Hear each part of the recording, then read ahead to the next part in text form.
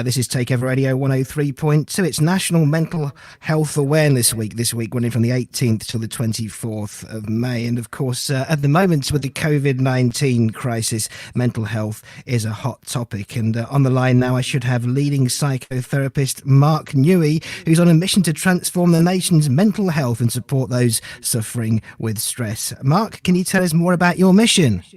Absolutely. I think that obviously we all recognise that mental health is a huge problem, and it was a huge problem before the lockdown and the current crisis. The stats are dreadful, and I won't bore you with those.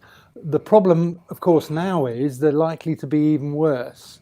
And I believe that actually we're approaching mental health from the wrong angle. We're only dealing with it when it becomes a problem. And the issue is that I believe that stress, anxiety and depression are actually not mental illnesses. And of course, those are the things that form most of the mental health problems, stress, anxiety and depression. They're actually signals from our system telling us that our life's not working, that we're not living our life in a way that makes us happy. And what we need to do is actually stand back, have a look at our life and make some changes. But that isn't what we do. We tend to view them as mental illnesses, so we go and see the GP, and the GP generally will put people onto antidepressants. 1 in 6 people in the UK are on antidepressants, which is a frightening number if you ask me. And the problem is, to be fair to the GPs, is that the talking therapy facility is just totally underfunded. 1 in 5 people has to wait a year for mental health therapy, and 1 in 10 people has to wait 2 years, and that's hopeless. And it's true to say as well that 75% of people receive no treatment at all. Exactly. And I think we have to completely re-look at how we're approaching mental health. And actually, I honestly believe it's a lot simpler than we think it is. As I say, the current approach is only to deal with it when it becomes a problem.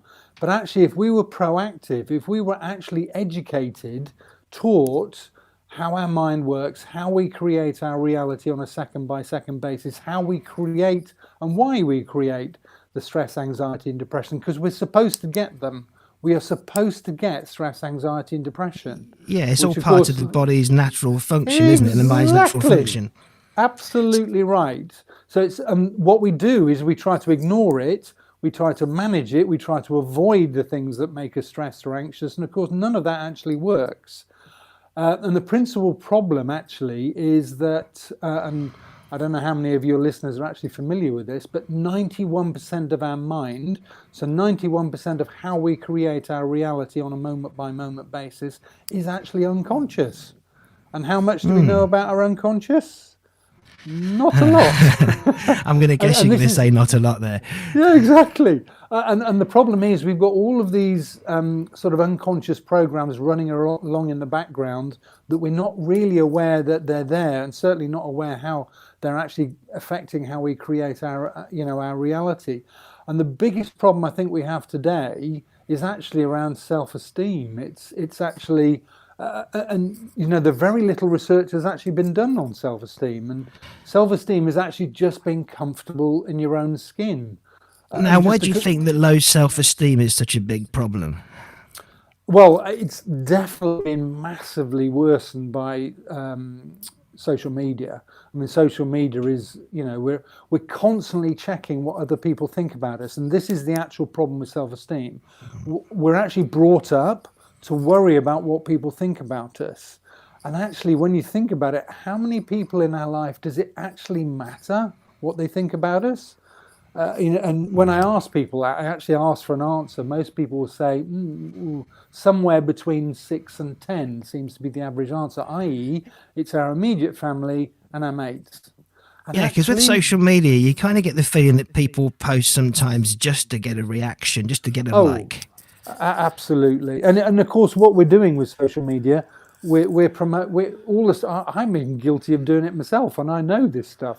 We put all the good stuff on, all the things we've been doing, and all the wonderful times we've been having. And then, of course, a lot of my clients are going, well, I look on Facebook and I don't have all these wonderful times that everybody else is having. And what they're missing is the fact that the people aren't putting the negative stuff up there. Of course they're not. And it amplifies. So if you're constantly checking how other people are doing, you're comparing yourself with other people. And if you're doing that, then you're looking for reassurance. Well, it's the last thing you're going to get. Now, this is bad in normal times, right? But what about now in this period of time when we're all like locked down and, we can't see our friends and we can't get those coping mechanisms going that we usually can of going out and meeting people? Exactly.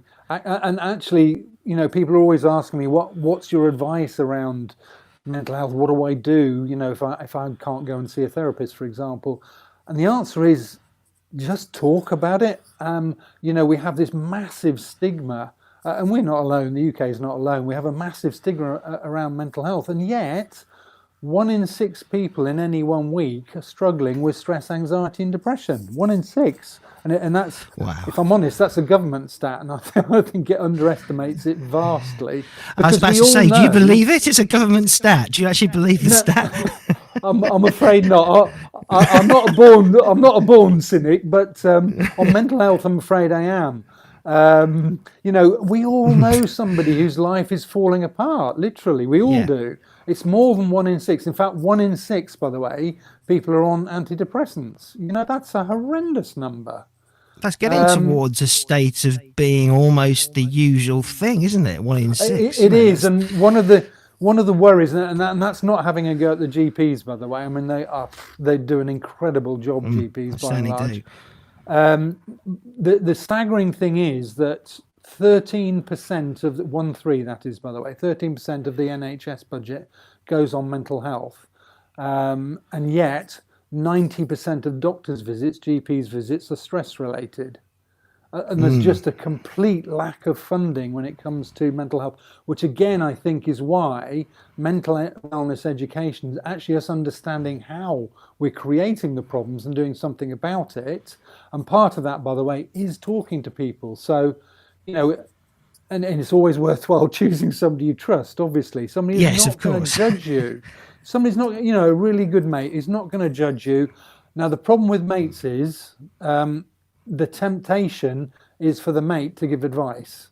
And actually, that's a mistake, because we all do stress, anxiety and depression differently. And it's very difficult to put yourself in somebody else's shoes that's really struggling. And there are some people that, the natural reaction to some degree, if you haven't experienced stress, anxiety and depression, is just pull yourself together. Well, and that's the worst thing to say. It's dire. And if they could, they would. But the problem is that most of the mental health problems, the stress, anxiety and depression problems, are actually unconscious. They're not conscious, which is why actively trying to pull yourself together is very difficult. What we need to do is understand what's going on. And actually, just by talking to a mate, for 40 minutes, a decent amount of time, and just being allowed to sort of ramble in many ways and just express what's going on, the best thing the mate can do is just listen. Not give advice, just listen. And be there for them, and be empathetic, be kind. And by the way, that's one of the wonderful things that has come out of this crisis. There are surveys now that we are much more looking after people. We're connecting with people, albeit probably via Zoom and so on, but we are looking out for people. The number of volunteers is staggering, and the number of projects that you can volunteer for. Essex, where I live, has a massive coronavirus support group, massive group, and these are people that are doing the shopping. Our village has one. This is all natural to who we are, but I believe this is actually something that's faded away over the last 20 odd years, and certainly over the last 10 years, that sense of community. And we need people. We need to be able to talk to people. We need to be there for people. We need to be helping, be kind. So I really hope this is one of the positive effects that comes out of the crisis, because it will make a massive difference to mental health.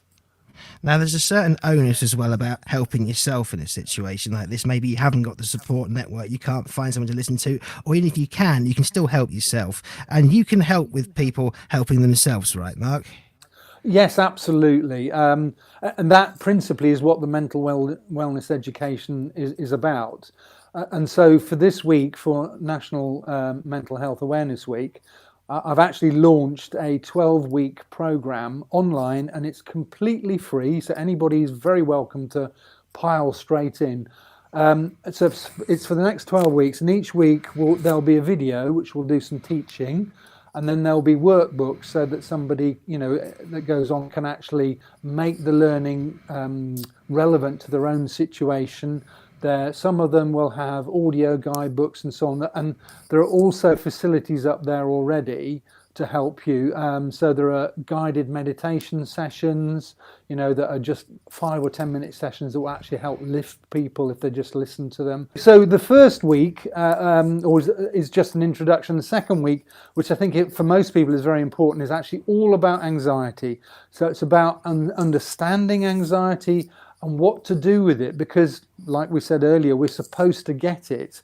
So there's a little sort of self-reflection guide, I suppose, for about 5 minutes, and the idea is that you do that every day whilst you've got well, actually, to be honest, it's the sort of thing that's really worthwhile doing every day, just sitting in a chair, taking time out. It sounds so simple, and it's terribly easy to go, oh, that's just ridiculous, that won't make any difference. And it will. Just sitting in a comfortable chair, deep breathing for a minute or two, and then just going into, okay, how do I feel? What's actually happening?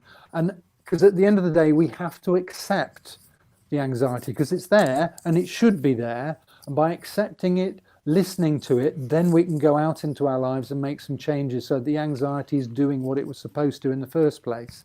So like I said, there's a whole 12-week program that will guide people through. And we're looking at different topics like parenting, relationships, community building, all these things that have come to the highlight, during the crisis, as well as a general understanding about stress, anxiety, and depression. And what we're working on in the background also is a mental wellness education app that we're going to launch in the middle of August. It takes a while to develop that sort of thing. And it's basically taking the knowledge and experience I've had over the last 20 years of my own breakdown, because I literally fell apart after a very stressful so you're career. speaking from personal experience here. Yeah, absolutely. Yeah. And it's massively important to know what it's actually like to fall apart. Because it makes a complete difference as to how you guide people. And then over the past 20 years, since then I set up my own practice, I've seen nearly 3,000 people and helped most of them anyway to beat their stress, anxiety and depression. So I always say I learn from every single client. So the mental wellness app and the 12-week program that's there in the meantime is very practical stuff. It's very practical stuff that we can actually do day by day, and I think that is what we need. If anyone wants to take part in this, then what can they do? Where do they find the webinars? My website is headucate.me. So headucate.me, and they will find straight access on the homepage direct to that. It's all free. And it will help people, and I honestly believe after 12 weeks that somebody will be in a completely different position to where their life is. And then after, if they wanted to go on to the mental wellness app, which is literally 20-30 minutes of content a day for about 3 months, that actually is enough to completely transform somebody's life. And I know that's an outrageous claim, but that's what I've been doing for 20 years. So we're just taking the knowledge and adapting it to to an app platform. So, Mark, just before we finish, do you have a message for any people listening to the show right now who could be suffering from mental health issues and anxiety? Yeah, twofold. One, really important, you're not alone. The temptation is to think, nobody else is struggling. Even if we read it in the papers, we still don't believe it. There are so many people that are struggling even before the crisis, let alone now. So you're not alone. It is not weird, to be struggling with stress, anxiety and depression. And it's okay, this expression, it's okay to not be okay. In fact, it's very normal. So that's number one. And then number two, the immediate thing I think is reach out to somebody you trust and just open up, admit that you're struggling like hell, and just talk through it. And you'll be surprised, you'll be really surprised what a big difference that will actually make, is just offloading a bit. Mark, thank you so much for speaking to us today, and I wish you a happy health. Thank you very much, and stay well and Brilliant. stay safe. Absolute pleasure. Take care.